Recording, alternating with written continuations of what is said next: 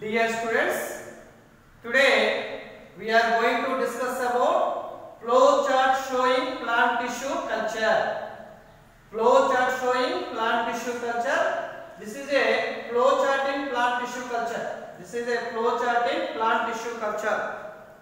Already previous classes will be discussed about what is the meaning of plant tissue culture, how many steps are involved in plant tissue culture, what are the advantages of plant tissue culture. Today we are going to briefly discuss about flow chart in plant tissue culture. Okay, now flow chart in plant tissue culture. So here first here preparation of medium. So here first here preparation of medium, then medium taken in test tubes.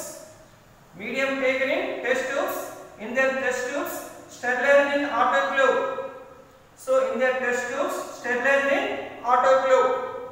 Next one here to be taken plant body. So the plant body of any part to be taken out. The plant body of any part to be taken out. That is called explant. That is called explant. Any part of the plant body. That is root, either stem, either leaf, either flower, either tissues, So here any part of the plant body to be taken out, that is called explant.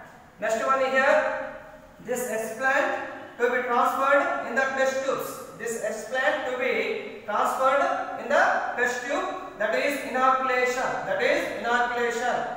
So meaning under sterilized condition. Under sterilized condition. Why? Because test tubes is always sterilized. By means test tube fulfilled with nutrient culture medium. This nutrient culture medium to be attracted by some harmful microorganisms, especially fungal organisms and bacterial organisms. So this fungal organisms, bacterial organisms totally to be destroyed of the nutrient culture medium. Nutrient culture medium in this time is always to be sterilized the test tubes. The test tubes. Okay now. So next one here. So explant is always transferred into the test tube. That is explant inoculation. Explant inoculation. So after some time to be wait 3 to 4 months. Okay now. By means explant is incubation. The incubation of explant for their period 3 to 4 months. In this period, the incubation of explant to be absorbed. Test tube of nutrient culture mediums. Test tube of nutrient culture medium and easily grow. Then after to be repeated cell divisions and to be form a one perforation of undifferentiated mass of the cells. So these undifferentiated mass of the cells is known as callus. That is callus formation. That is callus formation.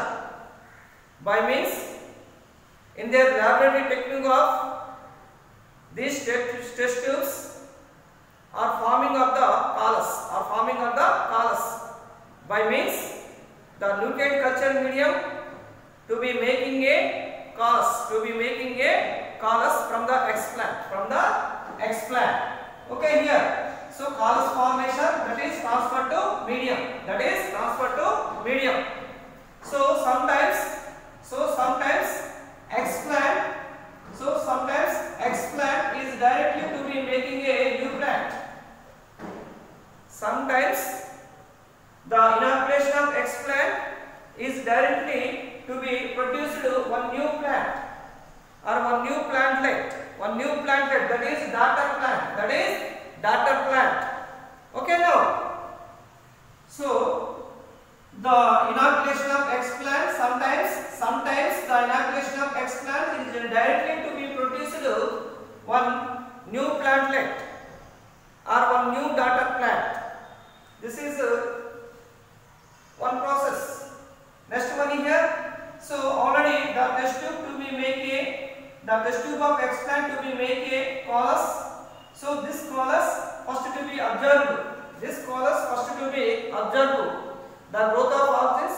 Next observe the growth hormones of cytokinins to be making a plant body of organs such as root system and such as shoot system. So this process is known as organogenesis. This process is known as organogenesis. That is root and shoot formation. That is root and shoot formation. The root shoot formation, that is one new plantlet. That is one new plantlet. Okay, here callus formation. So this callus formation is directly to the form of a organogenesis. Callus formation generally to be produce a organogenesis. This organogenesis finally to be produce a well developed one plantlet. Another area here, this callus formation by means this callus is directly to be form a embryo-like structures. This callus directly to be produce a embryo-like structures, that is called somatic embryos. That is called somatic embryos. Okay now. So generally sometimes the inoculation of explant is directly to be produced one new plant or one new daughter plant, or the inoculation of explant to be make a callus. This callus to be make a organogenesis. This organogenesis to be make a one new plantlet. But sometimes so this callus is directly to be produced embryo-like structures. This callus is directly to be produced embryo-like structures. Embryo-like structures. So that is called somatic embryogenesis. That is called somatic embryogenesis. So these somatic embryos, so to be making a artificial seeds. To be making a artificial seeds. These artificial seeds without not covering up the seed course. Without not covering up the seed course. Generally, the normal fruits enclose the seeds containing seed coat. That is a product layer. But the callus to be produce a embryo-like structures, that is called somatic embryos. Somatic embryos, by means somatic means there is no involvement of asexual, there is no involvement of sexual. Only the protoplasm or cytoplasm to be fusing. Only the protoplasm or cytoplasm to be fusing within the form of embryos. Within the form of embryos. So here the callus to be produce a embryo-like structures, that is called somatic embryos. This somatic embryos to be making a artificial seeds, and again this somatic embryos again transferred to culture medium. Is again transferred to culture medium, and this somatic embryos directly to be produce new plantlets. Directly produce new plantlets, or the somatic embryos to be make a artificial seeds. To be make a artificial seeds. These artificial seeds are to be germinating after some time to be developed new plantlets. To be developed new plantlets. New plantlets or new daughter plants. This is a flow chart in plant tissue culture. This is a flow chart in plant tissue culture.